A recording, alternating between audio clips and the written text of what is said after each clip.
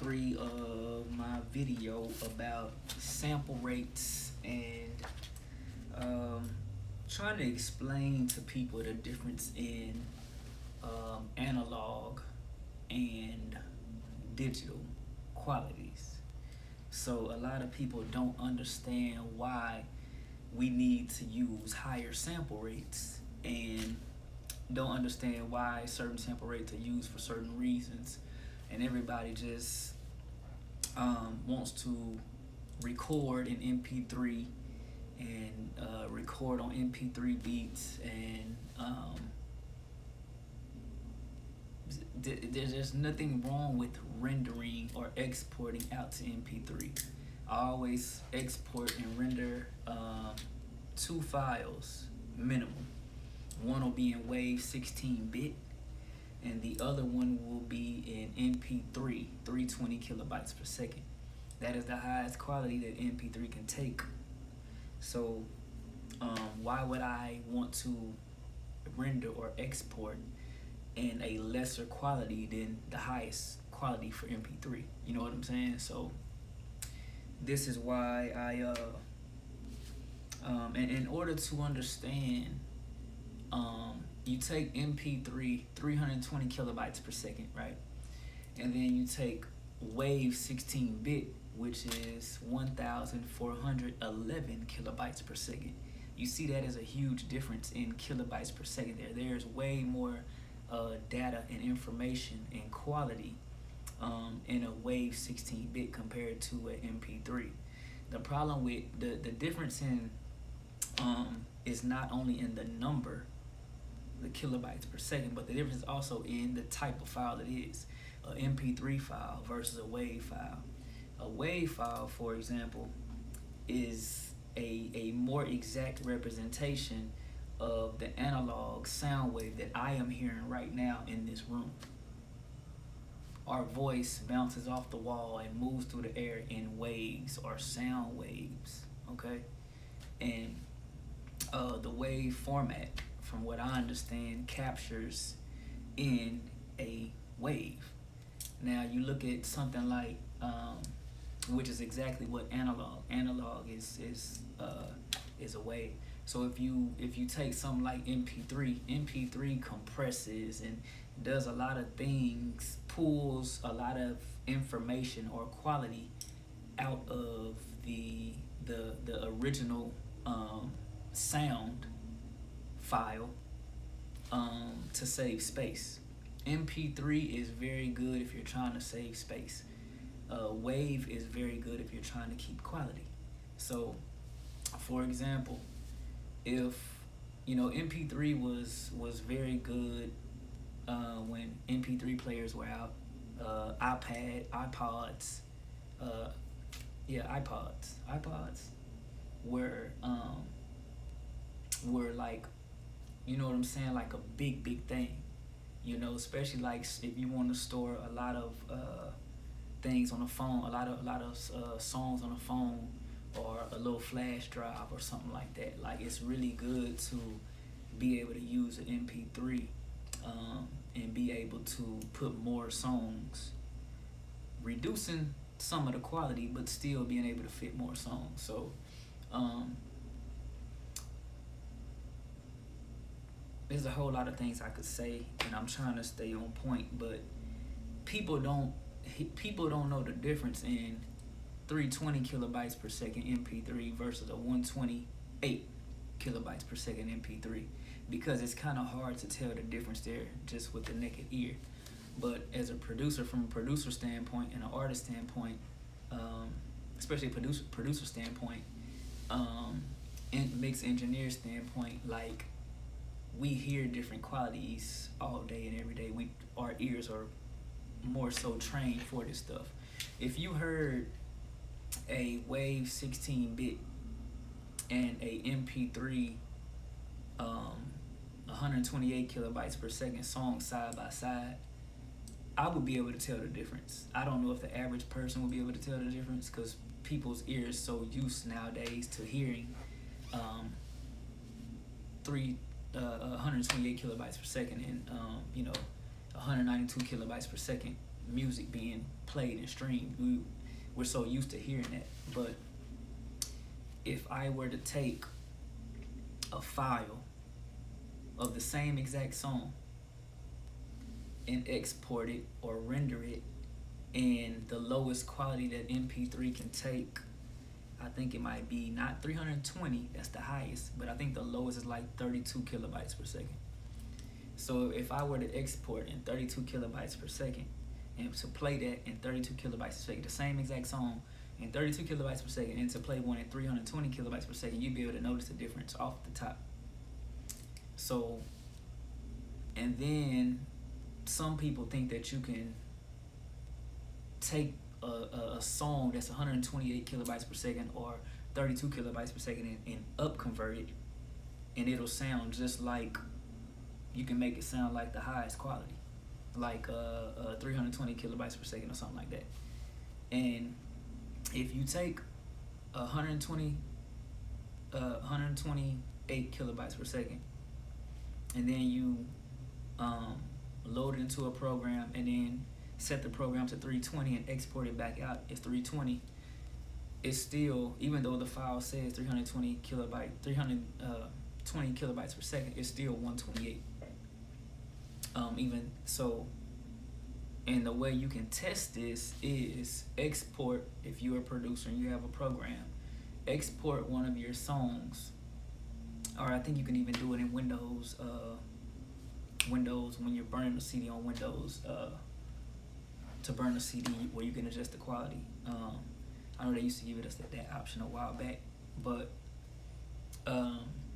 export or burn a song in the lowest quality that you can on MP3, 32 kilobytes per second or whatever it is, 64, whatever, and put that CD or whatever, load that file back up, and then try to export that same exact file, not the original one, but the one that you export in 32 kilobytes per second or whatever, and load that back up into the program or put it on the CD, and then try to export that again.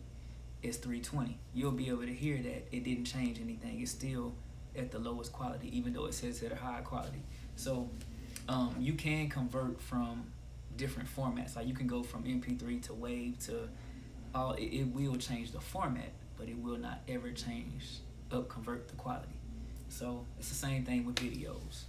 If you have a video that is in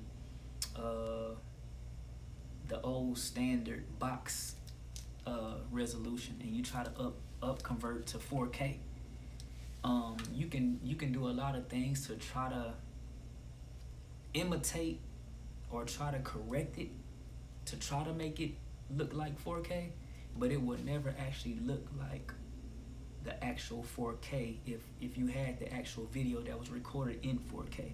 It won't compare to it. You will be able to tell that it doesn't look as good.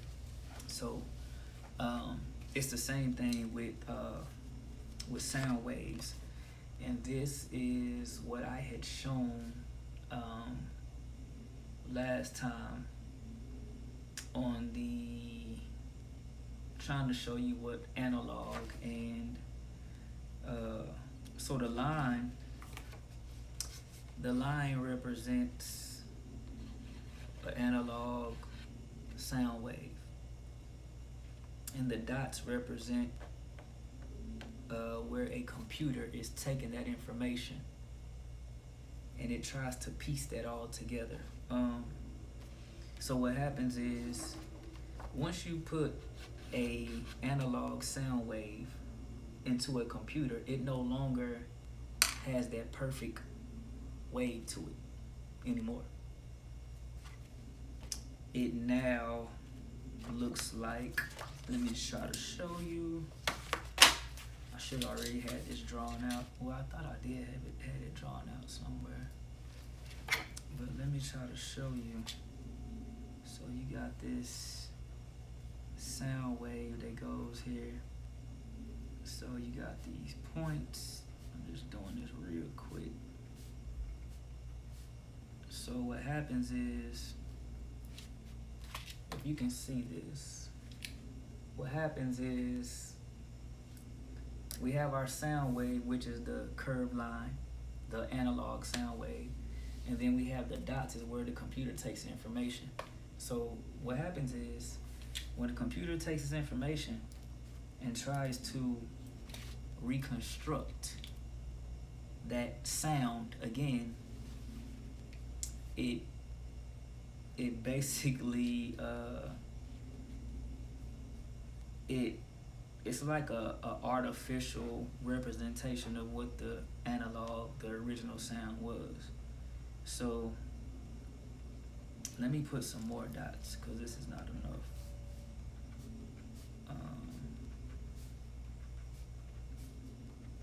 Just to get a better representation of this. So I'll put more dots. Hope you can see that. So what happens is you got this curved line and the computer goes in and tries to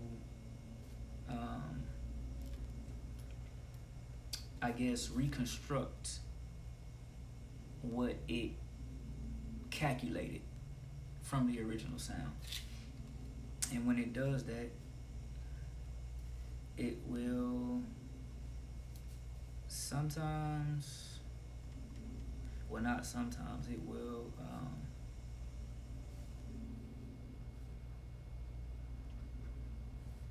get these lines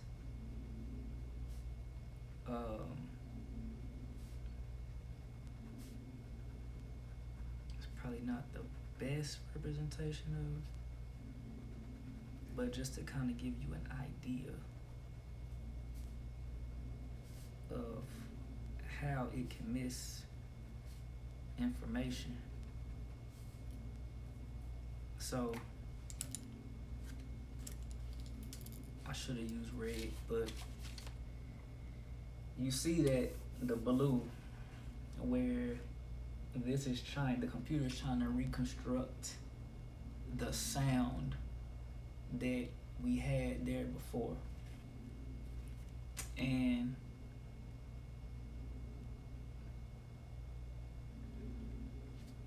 you can see that in certain spots, it actually misses where that information was originally at. So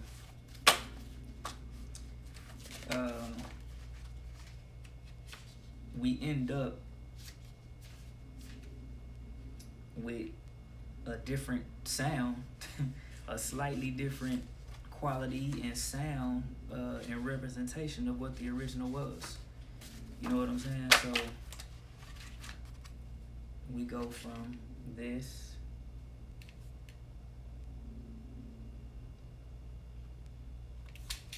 to what I just showed. And so I can do the same with this one and show you how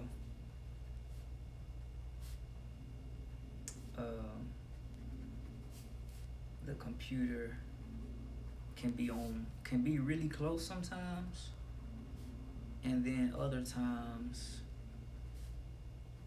it can be like off. So this is why it is better to use the higher sample rates, because you have more dots. More dots is like, you might as well say more resolution.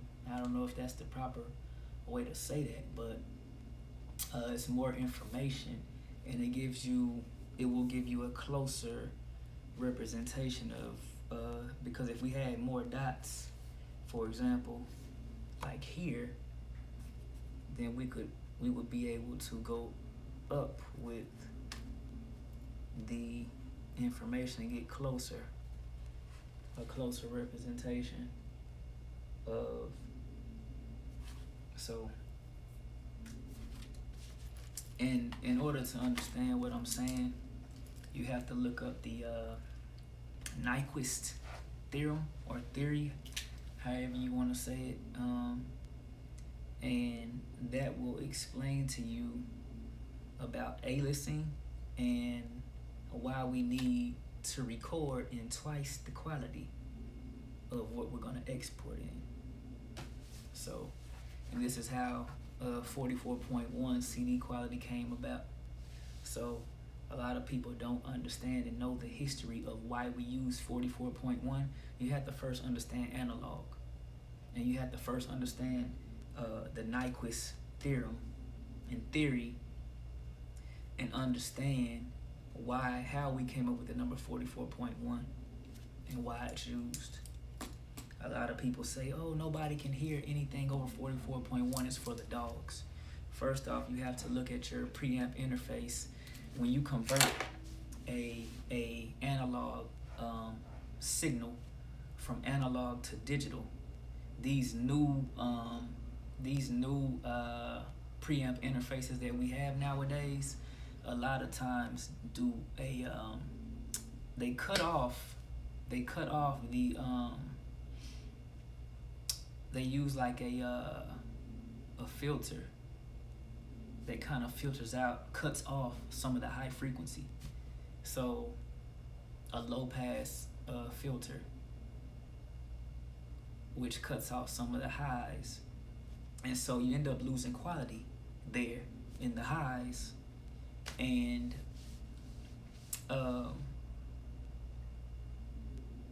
with analog, you don't lose any quality.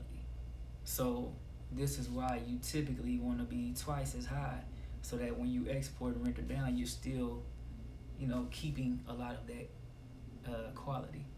But every time I do this, I always want to end up doing another video of it. But there are people on YouTube that explain this to a scientific, representation. Like they have this, just really, they know how to dissect this because they do this stuff for a living. They research and explain these things for a living. I, on the other hand, I make music, and I use the higher sample rates because I know why I need to use them. I've already watched a lot of these people on YouTube and studied a lot of these definitions, and a lot of the producers and artists that record in their own homes have no idea why they record in 44.1. All they know is that's what everybody else records in, and that's what they're gonna use. They listen to other rookies and say, oh, nobody can hear anything above 44.1, because you have no understanding of what analog is. You have no understanding of what it was like before home recording studios came about. A-listing was a big problem when converting from one sample rate to another. It was a huge problem, and it still exists when you go from analog to digital. But preamps are trying to help people. These people that make different preamps are trying to help people because they know that rookies don't know this stuff, and they install filters built into the conversion, audio to digital conversion, and they already have applied a filter that makes you lose half the quality before it even comes into your computer. So once you go from analog to digital, you probably already lost half the quality of what the original sound was. That's why it's better to do all of your editing, EQing and compressing, not all of it, but a good portion of it, in analog. You get a way more pristine quality because you're able to hear things in analog. You're able to hear more of the quality. You're able to hear more of the frequencies that are there. Once you put it into digital format, you've lost those frequencies. So what are you EQing? You're EQing half of what you had.